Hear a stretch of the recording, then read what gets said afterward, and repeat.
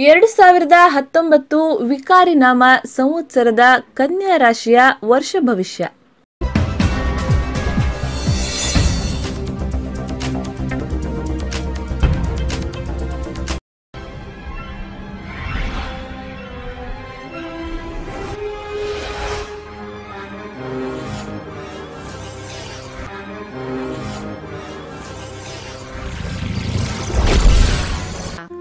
ಕನ್ಯಾ ರಾಶಿಯ ಅಧಿಪತಿ ಬುಧ. ಬುಧನಿಗೆ ಮೀನ ರಾಶಿ ನೀಚವಾಗಿರುತ್ತದೆ. ಗುರುವಿಗೆ ಹಸ್ತ ರಾಶಿ. ಬುಧ ಉಚ್ಚನಾಗಿರುತ್ತಾನೆ. ಶುಕ್ರ ನೀಚನಾಗಿರುತ್ತಾನೆ. ಮೇಷ, ಮಿಥುನ, ಸಿಂಹ ಮಿತ್ರ ರಾಶಿಗಳು. ಕರ್ಕಾಟಕ ಶತ್ರು ರಾಶಿ. ದ್ವಿಸ್ವಭಾವ ಭೂತತ್ವ ರಾಶಿ. ಕಾಲಪುರುಷನ ಅಂಗದಲ್ಲಿ ಕಟಿ ಕರ್ಮಕಾರಕ ಬುಧ. ಕನ್ಯಾ ರಾಶಿಯಲ್ಲಿ ಜನಿಸಿದವರು ಶಾಂತ ಸ್ವಭಾವದವರು, ಸಹನೆಯುಳ್ಳವರು ಆಗಿರುತ್ತಾರೆ. ಉತ್ತಮ ಗುಣವುಳ್ಳವರಾಗಿರುತ್ತಾರೆ. ಯಾವುದೇ ತರಹದ ಜಿಜ್ಞಾಸೆಗಳನ್ನು ಬಹಳ ಸುಲಭವಾಗಿ ಚಾಣಾಕ್ಷತನದಿಂದ ಬಿಡಿಸುವವರಾಗಿರುತ್ತಾರೆ. ತುಂಬಾ ಆಡಂಬರದ ಜೀವನ ನಡೆಸುತ್ತಾರೆ. ಪರೋಪಕಾರಾರ್ಥಂ ಇದಂ ಶರೀರಂ ಎಂಬಂತೆ ಇತರರಿಗೆ ಉಪಕಾರ ಮಾಡುತ್ತಾರೆ. ಮಿತ ಸಂತಾನದ ಕುಟುಂಬ. ನಾಚಿಕೆ ಸ್ವಭಾವ, ಆಲಸ್ಯದ ನಡವಳಿಕೆ, ದಯಾ ದಾಕ್ಷಿಣ್ಯಗಳಿರುತ್ತವೆ. ಒಳ್ಳೆಯ ಜ್ಞಾಪಕ ಶಕ್ತಿ ಇರುತ್ತದೆ. ನಂಬಿಕೆಗೆ ಪಾತ್ರರು. ಸ್ವಪ್ರಯತ್ನದಿಂದ ಗೌರವ, ಕೀರ್ತಿ, ಮರ್ಯಾದೆ ಗಳಿಸುತ್ತಾರೆ. ಒಳ್ಳೆಯ ಭಾಷಣಕಾರರು ಹೌದು. ಇತರರಿಗೆ ತೊಂದರೆ ಕೊಡುವುದಿಲ್ಲ. ಇವರು ಜೀವನದಲ್ಲಿ ಆದರ್ಶಪ್ರಾಯದವರಾಗಿರುತ್ತಾರೆ. ವಿದ್ಯಾವಂತರಾದರೂ ಅಹಂ ಇರುವುದಿಲ್ಲ.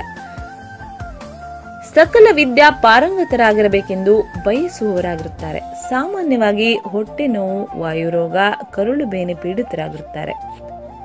ಕನ್ಯಾ ರಾಶಿಯ ಲಕ್ಷಣಗಳು. ಲಾಂಛನ ಕನ್ಯೆ. ರಾಶ್ಯಾಧಿಪತಿ ಬುಧ. ತತ್ವ ಭೂಮಿ ತತ್ವ. ರಾಶಿ ತತ್ವ ಉಭಯ. ದಿಕ್ಕು ದಕ್ಷಿಣ. ಲಿಂಗ ಸ್ತ್ರೀಲಿಂಗ. ವರ್ಣ ವೈಶ್ಯ. ಸ್ವಭಾವ ಸೌಮ್ಯ ಸ್ವಭಾವ.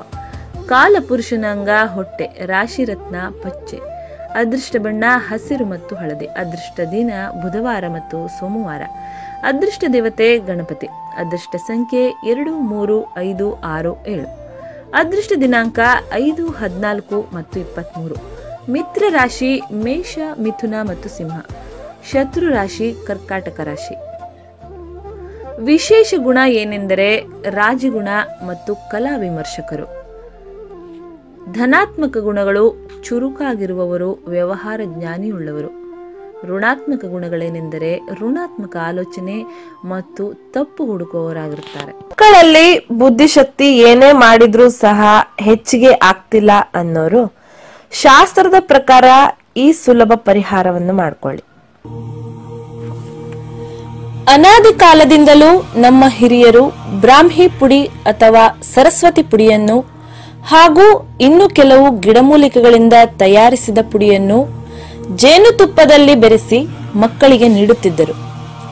ಇದು ತುಂಬಾ ಪುರಾತನ ರಾಜಮನೆತನಗಳ ಪದ್ಧತಿಯಾಗಿದ್ದು, ಈ ರೀತಿ ಮಾಡುವುದರಿಂದ ಮಕ್ಕಳಲ್ಲಿ ಜ್ಞಾಪಕ ಶಕ್ತಿ ದಿನೇ ದಿನೇ ವೃದ್ಧಿಯಾಗುವುದರಲ್ಲಿ ಎರಡು ಮಾತಿಲ್ಲ. ಈ ರೀತಿಯ ಆಯುರ್ವೇದ ಔಷಧ ಬಳಸುವುದರಿಂದ ಬುದ್ಧಿ ಚುರುಕಾಗುತ್ತದೆ. ಶೀತ, ನೆಗಡಿ, ಕೆಮ್ಮು ಎಂದು ಕಾಡುವುದಿಲ್ಲ. ಮಕ್ಕಳಲ್ಲಿ ಹಸಿವೆಯನ್ನು ಹೆಚ್ಚಿಸುತ್ತದೆ. ದೇಹದಲ್ಲಿ ರಕ್ತ ಸಂಚಾರವನ್ನು ಸುಲಲಿತಗೊಳಿಸಿ ಮಕ್ಕಳಲ್ಲಿ ಇರುವ ಆಲಸ್ಯತನವನ್ನು ನಿವಾರಿಸುತ್ತದೆ.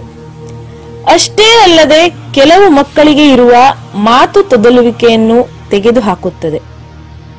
ಜೇನುತುಪ್ಪದಲ್ಲಿ ಬೆರೆಸಿದ ಬ್ರಾಹ್ಮಿ ಪೌಡರ್ ಹಾಗೂ ಇನ್ನೂ ಇತರ ಗಿಡಮೂಲಿಕೆಗಳನ್ನು ಬೆರೆಸಿ ತಯಾರಿಸಿದ ಜೇನುತುಪ್ಪ ಬೇಕಾದಲ್ಲಿ ಈ ಕೆಳಗಿನ ನಂಬರ್ ಅನ್ನು ಸಂಪರ್ಕಿಸಿ.